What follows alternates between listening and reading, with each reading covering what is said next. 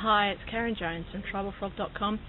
This week I want to focus on how we as humans have evolved, and we've actually come from a hunting and gathering way of life where traditionally the men folk went out and did the hunting and the women folk went and did the gathering of seeds and roots and created the dampers and the staples of the diet. What the researchers are actually finding is that the diets years and years ago, only 10 to 20% of the diet was made up of meat, and the remaining 80 to 90% was made up of what the women folk gathered.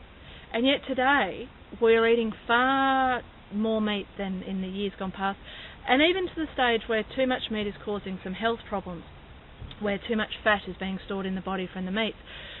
What I'd like to challenge people with is the concept of having one day a week without meat. So for me, I actually work with a lot of my clients calling it a meat-free Monday because it's got a nice ring to it.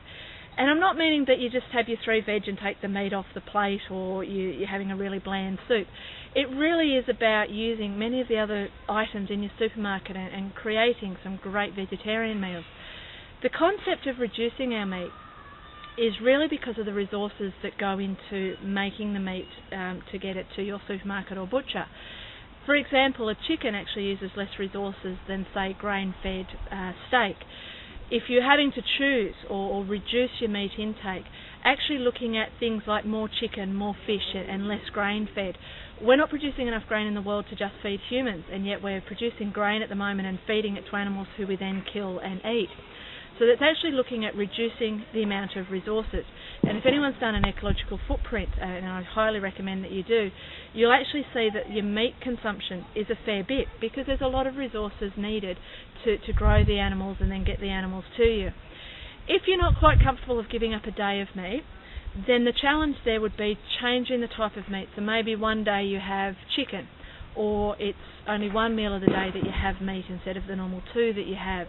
So it's really looking at how to reduce it, but making sure you're still having the right vitamins and protein through other sources. The other thing to focus on with your meat is to buy it locally. And I know here in North East Victoria I am really, really lucky. I know when I go into the butcher, it is sourced from local farmers, whether it's the pork, the chicken, the beef, the lamb. It's all pretty much come off the farm within that 24-hour, 36-hour period. If you're living in a metropolitan area, I definitely encourage the use of a butcher over a supermarket, because then you can actually talk directly to the butcher and say, where have you sourced your meat?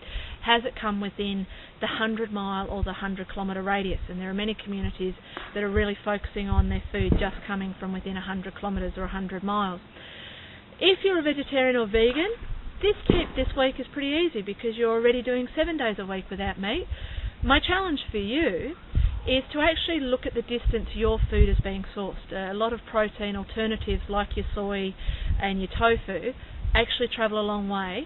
So maybe you're looking at products for 1 day of the week that are within that 100-kilometre radius.